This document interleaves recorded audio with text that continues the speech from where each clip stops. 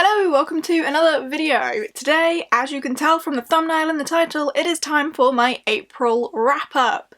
April, of course, was the month of the owls. My TBR was the biggest TBR I think I've ever done, at 12 books, and I did actually manage to complete 12 books in the month of April, making it my best reading month so far. I did also have my best reading month page count-wise as well, with 3,959 pages, so very nearly 4,000 pages. In fact, I did start another book the last day of April, so if I count the pages I read of that, I will have hit 4,000 pages in April, which is incredible. It was the owls.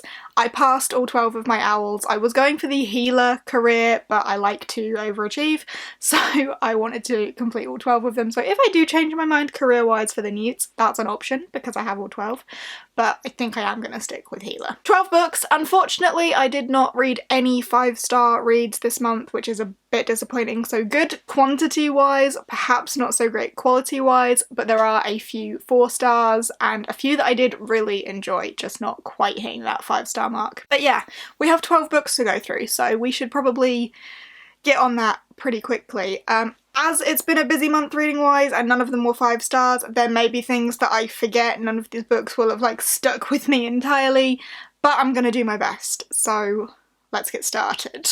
The first book that I read in April was For Defense Against the Dark Arts, and for that I read The Assassin's Apprentice by Robin Hobb, or just Assassins Apprentice. There is no the. Sorry. And this got a 4-star rating from me. I did really enjoy this. I think it was a high 4-star. It got all 9s and 8s across the board, so it was a very high 4-star. I think it might be the highest rated book of the month. It was the highest rated book of this month. It's just on the brink of being a 5-star, but not quite there. This book follows a young boy called Fitz, who is the bastard son of the prince, who is the king in waiting. His maternal grandfather's had enough of him and decides to drop him off at the keep to be his father's problem. However, as his father learns of his bastard son, he decides to abdicate his throne. He runs away to the country to live a life away from his son, I suppose. So Fitz is left with the stable hand and is kind of brought up there. As Fitz is in quite a unique political position, he is the bastard son, so can mix in with the commoners, but also he is the son of a royal, so can kind of mix in with the higher blood as well. He's in a unique position, so the king puts Fitz to use and trains him up to be an assassin. I did really enjoy this, however it didn't hit me as emotionally as I think it did a lot of other people. I heard a lot of people say that it was really sad and there were some heartbreaking moments in this. There were some sad moments, but nothing hit me massively, and I think that's what stopped it from getting that 5-star. Atmosphere-wise, politics, like that plot, I absolutely adored. I appear to be really into adult fantasy that is quite politically driven, like this appears to be, and I have all hope that the second book, which is a chunky beast, is gonna like amp it up a little bit and I'm gonna be more emotionally invested, so I am really looking forward to continuing this series. Very high 4-star on this one. I enjoyed it a lot. Next up, I went for potions, and for potions I read Rat Queens Volume 1. This is actually a reread for me. I read Volume 1 a long time ago, and then recently acquired Volumes 2 and 3 and thought before I dive into those, I really need to reread the first one because I couldn't remember a lot about it. But again, I had a really fun time with it. This follows a group of girls who are adventurers, and the mayor's men kind of send them out on little quests to like defeat gremlins and trolls and little fantasy quests. It's quite bizarre, and they go out on one of these quests and find out that someone's trying to kill them. So it is that mystery and all sorts of action, and these characters are just so bizarre, like it's wacky and I love it, but very action-packed as well. This again came out at a 4-star. It was a little bit lower than Assassin's Apprentice. I did really enjoy it. Again, I didn't feel necessarily very connected to them. There was no real emotion. I never felt like anything was truly on edge.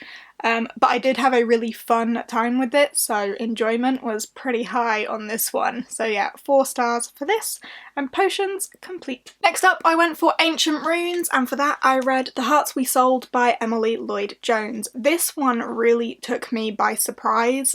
It's one that I had been interested in but didn't really know too much about. I didn't expect it to be a new favourite, and I did not expect it to hit me in the feels as much as it did. But oh boy, did it. This book follows a young girl called Dee who is in an awkward situation with her family life, and she is trying to get together the money to stay at private school. She's a very intelligent young woman, she got a scholarship, but her scholarship's being taken away and she needs to find the money to continue to pay for her tuition. In this world there are demons, and demons exchange body parts for deals. Like, they will give you a talent or a skill in exchange for an arm, they will give you, I don't know, some sort of ability in exchange for a leg. Dee finds a demon that deals in hearts and strikes up a deal with this demon, exchanges her heart for what she needs. I don't want to say too much more than that because it did take me by surprise, like how striking that deal with the demon put her on a certain path, and the people she then met and what she had to do as a result of that deal with the demon really took me by surprise, so I don't want to say too much about it, but I enjoyed it a lot. And then the more we learn about Dee's home life, like, I didn't expect this, as I say, to hit me in the feels quite so much, but it did. Like, it really did. There was a bit of a romance plot, but it was not the main plot, and normally romance cringes me out, and there were little parts of this where I did like roll my eyes and think, oh come on, shut up, but I don't think it overshadowed the rest of it. I think it was a really good balance and I enjoyed it, and I loved how it ended. I think it ended perfectly, but I can't tell you what that is. This did get a 4-star encore pile. I enjoyed it, I had a good time with it. I would say this one probably will stick with me just because of how much it hit me in the feels. I recommend it. I haven't heard anywhere near enough people talk about this, if anyone, really, and I recommend.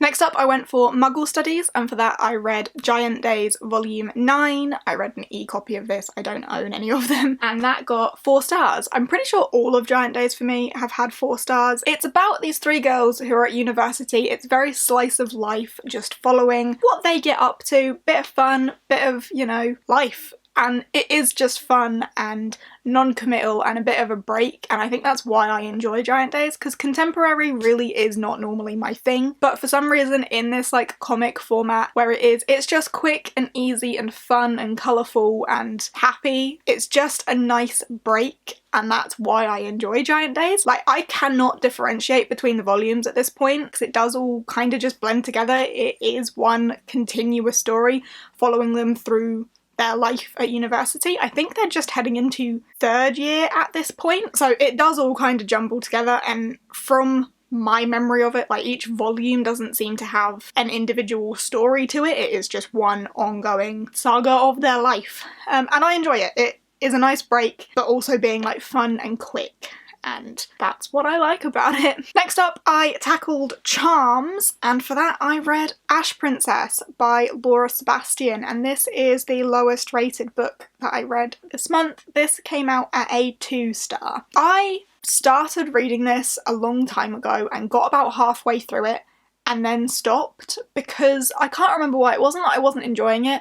I think like a readathon happened and I couldn't fit it in or something, and I just stopped, with all intention to go back to it at some point. And I have, and I'm glad that I have. But it did get a 2-star. This feels like an older book than it is. It is a very typical story that we've heard 1,000 times before about a young girl who is the rightful princess to the land, but the land's been taken over by some evil man, and she's forced into slavery, and her people are forced into slavery, and she has to rise up to reclaim her rightful place. This is the first book in the trilogy, but that is what it is. And the whole time I was reading it, I was thinking, this sounds so incredibly similar to Snow Like Ashes, but I think I prefer Snow Like Ashes to this. However, I do have the other books in the series, and I think now that this book is out of the way, that the sequel has potential to be something a bit different and take us somewhere else. There is a love triangle there is, you know, will she be with the guy who is like of her people, or does she have feelings for the enemy who is perhaps not quite as evil as you would think, like bit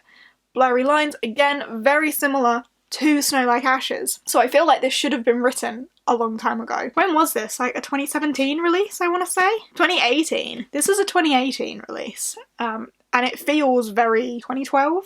Do you know what I mean by that? But yeah, I was struggling through this one quite a bit. I did not feel any emotion towards any of these characters. The betrayals were very obvious. I just didn't feel very much. But towards the end, there is a character that is introduced that I think has the potential to take it somewhere else. But I won't tell you what it is because I don't want to spoil it. But yeah, unfortunately, 2 stars. I did not enjoy this one very much. Next, I moved on to tackle Transfiguration, and for that I finally read Crescent City, House of Earth and Blood by Sarah J Maas. This is a chunker, but I am very happy that I finally read this. So this came out at a 4-star, it was kind of a midway 4-star, and I think what let it down for me was the middle 600 pages. Oh no, was it middle 4? I suppose middle 4. The first 200 pages of this I liked. The last 200 pages of this I loved. The middle 400 pages of this were a drag for me. Like, it took me such a long time to get through this book because of those middle pages. So this book follows Bryce, who is half fae, half human, in a world that seems to look down on half-breeds, and her best friend, Danica Fender, is the alpha of a pack of wolf shifters, and like those people are like the police of this world, I suppose. And something happens within those first 200 pages that like flips Bryce's life upside down, and things are never the same again. So those first 200 pages, when that thing is happening and like we're getting to that point, yeah, loved it. 400 pages after that, it was just a drag. It felt like the plot was going absolutely nowhere. It just felt so stagnant for me, and for 400 pages of a book to feel stagnant is really annoying. But then those last 200 pages, like everyone said when I was talking about this in my vlogs and on Twitter and stuff, like the last bit you will fly through. And oh boy did I. Those last 200 pages were incredible and were what I wanted this whole book to be. Sarah J Maas is a good writer. Like, say what you want, call people Maas trash or whatever, but she can write. Like, and she can write emotion, and she can write trauma, and she can write those things so well. Like, there was a character in here that I wouldn't say I necessarily cared about, but man, did I cry when something bad happened to them. Yeah, I did. There were a lot of bits in this that I didn't cry at that I think a lot of other people would have done in those last 200 pages. Like, there were some sad bits, but there was only one bit that really got me going, and it wasn't even one of the main characters. But yeah, this came out at a 4-star overall. Unfortunately, those middle 400 pages really let it down for me because it just felt like it wasn't going anywhere. My intrigue wasn't up. I wasn't into it, and then whoo, just picked up at the end. Next up, I went for astronomy, and for that I read Woven in Moonlight by Isabel Ibanez, and this I read for my first book of the Readathon, which happened in April as well, so I read this through the night. I had really high expectations for this book. I really wanted to love it. As soon as I opened it in a Fairy Loot box, I was like, this is beautiful. I think I'm going to really enjoy it. It seems really interesting. It's based on Bolivian politics, and it follows the decoy Condessa who is forced into like an arranged marriage with the usurper of their kingdom, is taken over by this guy Atok. The Condessa and her people are forced out, and the decoy Condessa who stands in is forced into an arranged marriage because obviously he thinks she's the real Condessa, an arranged marriage with their usurper Atok, and she kind of acts as a spy in this world to work out how she can get the throne back for the real Condessa. And she also has this magic ability to weave out of moonlight. Like, she's really into weaving, and she can weave moonlight into like her tapestries and stuff. Interesting. Doesn't seem like a useful power, but it develops. Anyway, everything about this seemed really interesting to me, and then it let me down, unfortunately. I did not love it. I did not love the characters. Got a bit romancy in places, and the writing just was not quite for me. It was very repetitive. Like, at the end of every chapter, we were being reminded, but she is a decoy.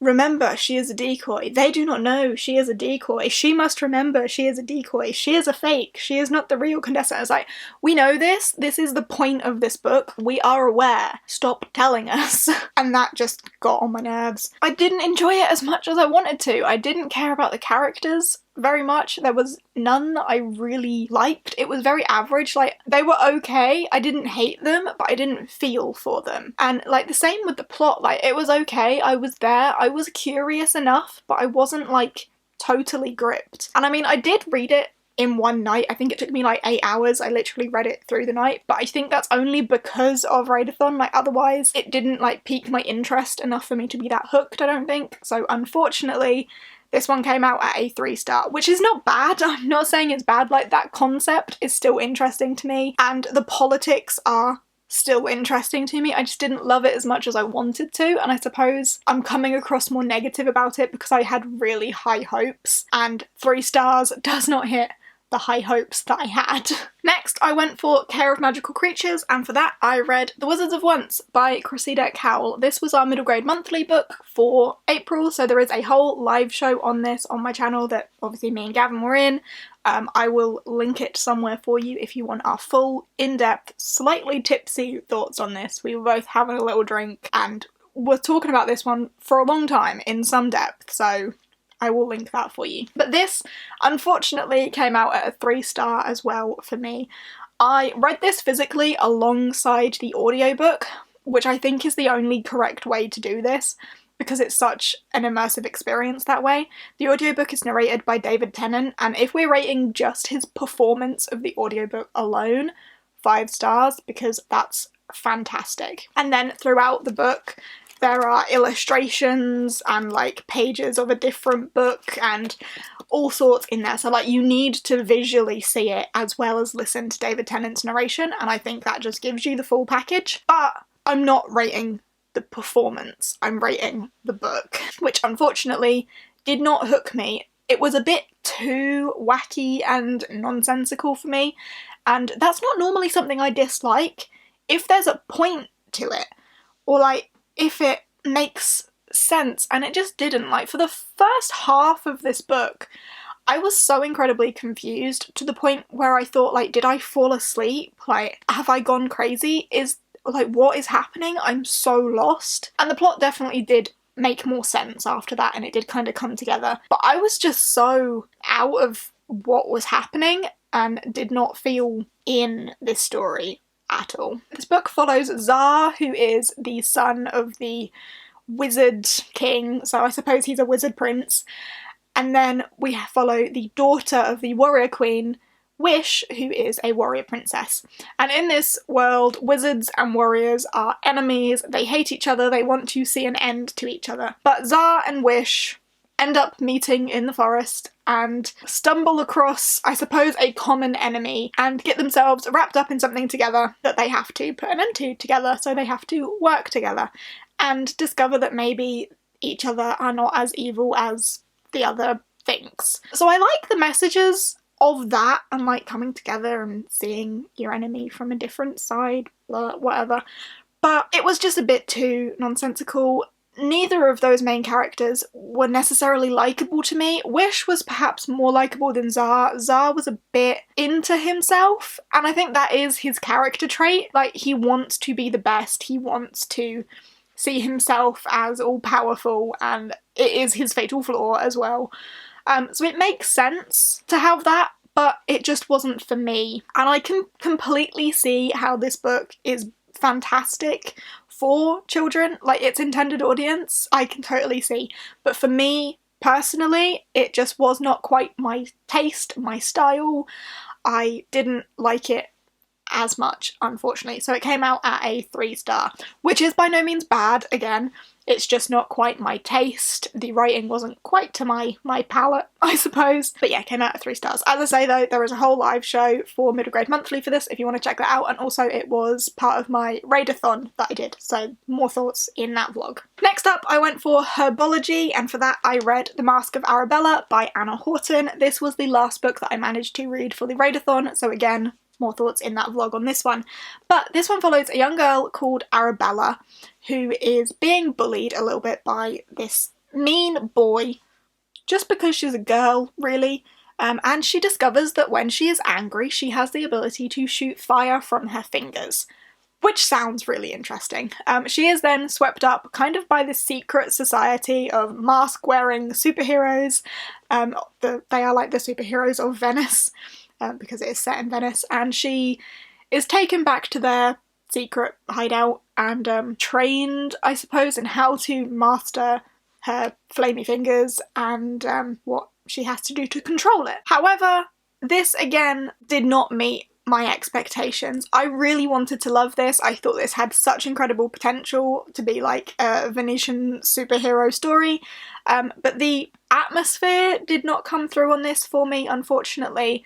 And there were certain parts of the plot that really did not make sense. And again, logic on this fell flat a little bit, unfortunately. There is this conspiracy that the adults of this like secret superhero society have not been able to get to the bottom of for 10 years, I think it is. And then like the first idea that these kids come up with happens to be the right one, and they get to the bottom of it in absolutely no time and solve the mystery with no struggle. Like, it's the first thing they think of to do, the first idea they have, and boom, there you go.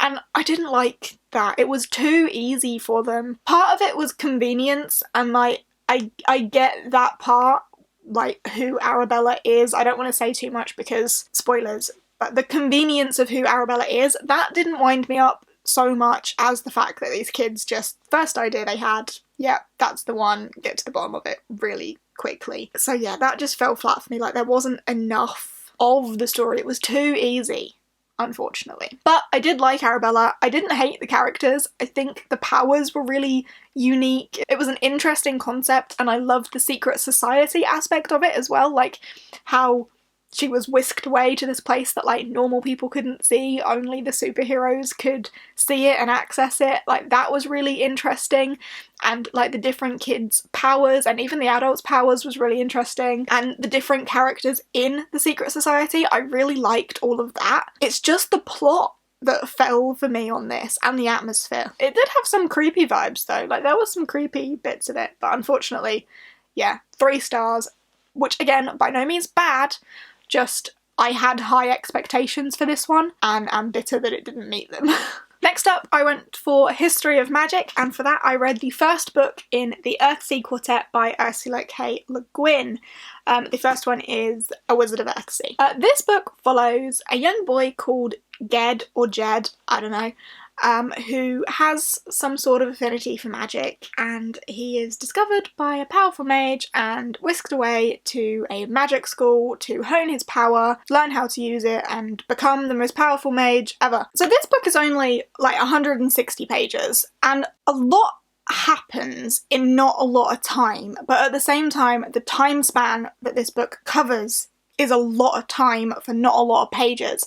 So the pacing is a little bit all over the place. A lot of people have said that it's a really slow read, and I don't think that's necessarily true, or not for in my experience anyway. It didn't feel slow, but it definitely felt like I was reading a lot, like I was reading for a lot of time but not getting through a lot of pages. And I think that reflects like how classically told it is. There was a lot of fluctuating feelings on the pacing of this and like how quick or not quick I was getting through it for such a short book. So in the end, I rated the first book of this 3 stars, and I have conflicting opinions on it. Like, the first half of it I really enjoyed, like getting to know Jed or Ged, whatever's like magic powers, him coming into his powers, him going with the mage and then learning a bit from him, and then going to the magic school and learning there. Like, I liked the progression of that. And then as soon as it comes to like the quest aspect, so Jed gets a bit arrogant. Like, he thinks he's going to be the most powerful mage in the world. He gets a little bit full of himself, and when he's showing off, he releases this like demonic thing into the world that wants to kill him. So the quest part of it kicks off in that he has to find this dark magic thing to put an end to it. And that quest bit is just so boring because it's just sailing. This area, Earthsea, is mostly sea. It's all little islands dotted around, and to get anywhere you have to sail. And the quest is just him sailing from one place, getting like shipwrecked somewhere, sailing somewhere else, stopping off and then sailing somewhere else. It's just a whole lot of sailing, and it was a bit boring. But he does meet another like wizard on his journey, and I liked that part of it. And in a way, I suppose I liked how it ended, but it all felt very up and down. But I definitely enjoyed the earlier part of the book a lot more. Jed is quite unlikable because of his arrogance, but I think he learns a valuable lesson in this, and I'm very excited to see where the other books go. I don't know if they all follow Jed, but I feel like they might, but I don't know. But yeah, there's going to be a live show about this on Ashley's channel on Saturday, the 2nd of May at 8 PM. Ashley at Frolic Through Fiction. So be sure to check in to that. The Gwyn Along group will be chatting all about this book, and I feel like there's potentially a lot to unpack for such a tiny book. So I'm looking forward to that.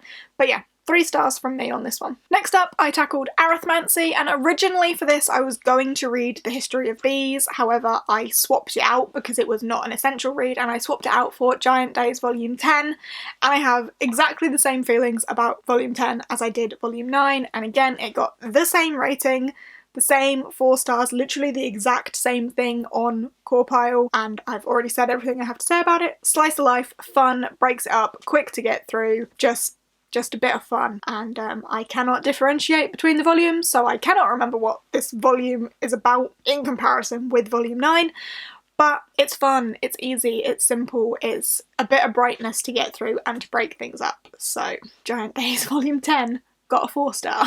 And then lastly, I tackled Divination, and for that, I read To Kill a Kingdom by Alexandra Christo. This is one that, again, I started a long time ago, got a few chapters in, I think I got about 7 chapters in, and stopped reading with all intention to pick back up eventually. And I finally picked it back up. And again, I got to that 7 chapter mark and thought, okay, this is going to be difficult. I sort of remember why I could have DNF'd this. I was not enjoying the early parts of this book, but it definitely picked up towards the end. Overall, this got a 3 star, and this is where you really see the difference between, like, the 3 stars I feel negatively about are the ones that I had really high expectations for, and then the 3 stars that I feel kind of okay about are the ones that I had very low expectations for. So 3 stars is a very fluctuating feeling for me. But this is a 3 star that I'm okay with, because I had very low expectations, especially from the beginning where I wanted to DNF it and be done with it, but it definitely picked up. So this is sort of a Little Mermaid retelling. It's about a siren and a prince, and the siren is known for killing princes and taking their hearts, and the sea queen is this like really evil bitch who kind of demands this. And then our prince is a siren hunter because he knows that sirens are evil and kill people, so he wants to kill them. Our siren pisses off the sea queen and is forced to live on land with legs to get the prince's heart that way. And of course, very predictable, you know, it's a YA fantasy, there's gonna be a love story, isn't there? There's gonna be some romance in there. Very predictable. But it picked up, and I really liked the like last 60 to 80 pages. There is like this battle, I suppose, between the humans and the sirens, and I liked that, and the like twists in that, and like the loyalties and so on, but I don't want to say too much because I don't want to spoil it. But that's the basic premise of this. I gave it 3 stars. It definitely picked up more towards the end, and I liked the twist that it had on the Little Mermaid retelling, and I liked how much piracy was in it. I'm a fan of pirates. I like pirate books, it seems, and that there be pirates. So yeah, I don't really have masses of thoughts about this one. It is definitely one that's gonna slip from my mind. I'm gonna forget it quite quickly, I think. It's not massively memorable, but I'm glad I read it and didn't DNF it. But yeah, I don't really have many thoughts or opinions on it. It was a 3-star okay book that I don't feel massively negative about anymore. And that is that. That is the 12 books that I read in April. This was a pain to film and my camera cut out many times throughout it, so I'm really sorry if like angles or lighting or whatever fluctuates throughout this video. My apologies. That's the 12 books I read in April. Not great quality, but decent quantity. There were some decent 4-star reads in there, but unfortunately no 5s. But I'm glad that I've read all of these books. Like, I don't regret reading them, whether they're ones that I had previously DNF'd and finally got around to finishing, or ones that just took me bloody forever to get through. I'm pleased that I managed it. So yeah, let's see if I can hold these up. There we go. 12 books that I read in April, plus the couple of volumes of Giant Days that I don't own physically. Putting those down, they're a little bit heavy. But yeah, all 12 books complete, all 12 owls complete, and I am very happy to have done that. If you have read any of these books and would like to chat to me about any of these books, then as usual, please do so down below. Fingers crossed I can keep up this sort of reading pace. Like, I know I'm not doing any like intense readathons like that next month, but I've got a whole month with nothing else to do, so hopefully I can read just as much. But yeah, thank you very much for watching. I hope you have enjoyed. If you have, feel free to give us a thumbs up, and heck, if you haven't subscribed and fancy doing so, give that a go as well. But yeah, I will see you in the next one. Bye!